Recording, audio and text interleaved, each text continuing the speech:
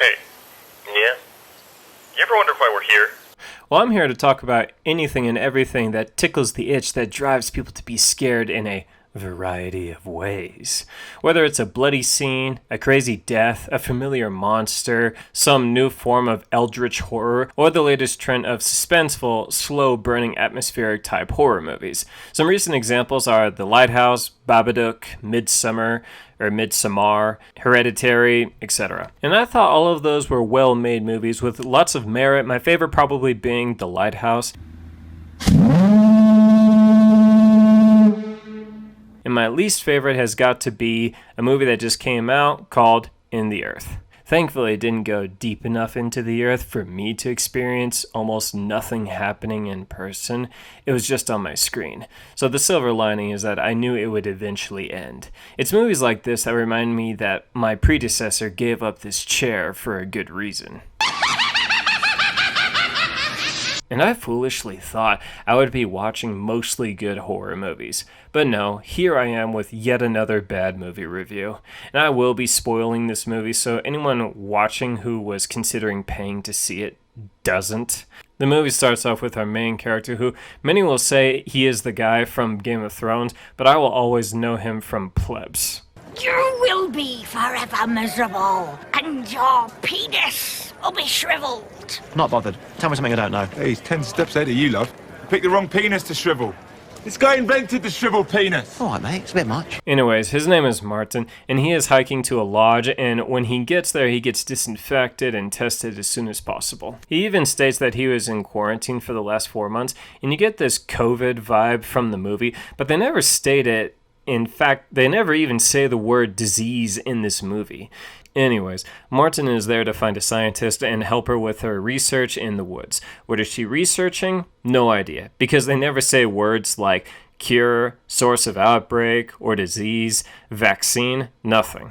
Martin used to work with this scientist, but then branched off into another field of work, and don't you worry, we never get told what kind of work Martin does, the equipment he brings to help, or what he can even do to help the scientist he is looking for, because clearly none of that is important to character development or anything like that. Martin meets Alma, who's a park ranger, and she is going to guide him to the scientist, and it's a 2-day walk. Alma tries to get to know Martin and how he knows the scientist in the woods, but he's kind of standoffish, so yeah, he was definitely banging that scientist. On their second night, they get the shit kicked out of them, and most of their stuff gets taken, even Martin's gear bag of science stuff.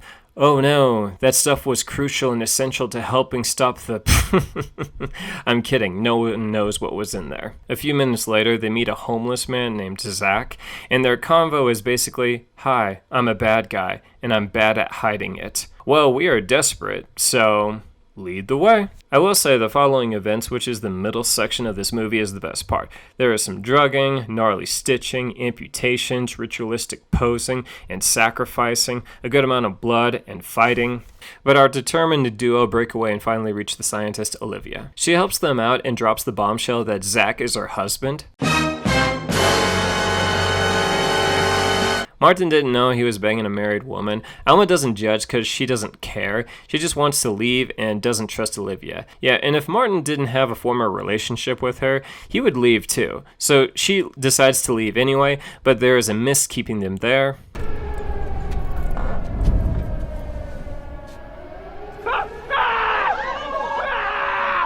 Olivia talks more about the special book and the special rock that might be the origin of the human species and wants to do a ritual to communicate with it. The night comes and Olivia tries to sacrifice Martin and Zach comes in to help out. Oh my, I'm shocked at this unforeseen turn of the events. Olivia holds a knife to Martin's throat. Alma kills Zach, and it cuts to the morning. Olivia is spread out thinking the sky, so I guess she had communicated with this entity. Zach wakes up to an Alma looking at him and says, "Let's get you home," in a scary voice, and the movie ends. Confused? Yeah, you're not alone. One of the problems I have with this movie are the villains. Both first impressions that Martin and Alma have of Zach and then Olivia is that they are helpful and are trying to focus on their sciences. And they were horrible at it. These two are some of the most unconvincing liars I've ever seen. Zach's robot conversation after admitting he was following them after they got the shit kicked out of them the night before wouldn't convince an 8-year-old. Even if he had a van and some candy, the kid would still be like, "Is this your first time or something?" Olivia isn't much better. She does nothing but convince us that she is obsessed with communicating with this entity that Zach is also obsessed with. And when they have a convo at night far away from Martin and Alma, I knew they made a deal. The crazy thing is that she admits that she has an obligation to study this special rock just on the off chance that she can communicate with the origin of mankind, which I get, but it leads to my biggest problem with this movie, and that's the lack of information in the plot. I have zero problems with a minimalistic plot in movies, but you still need to flesh out the characters and motivations a bit. We never know why Olivia was there in the first place. By the look of her campsite, she had to have had some serious funding, and she would have had to made a good argument to her peers to set up a complex campsite 30 miles away from civilization during what I'm guessing is a pandemic, but we never know if she found the book talking about the special entity before making this trip or while on the trip and just ditched her original plan to seek this out. We also don't know what kind of scientist Martin is. We know they previously worked together, but he left to do a different kind of work. So we don't know what he does or how he can even contribute to Olivia's work. He definitely thought she was working on something else, judging by him being so surprised to find out what she was doing by the time he got there. And I know the main reason he went was because they were former lovers, but he was going to a government-protected area to help a scientist who is in the top of her field study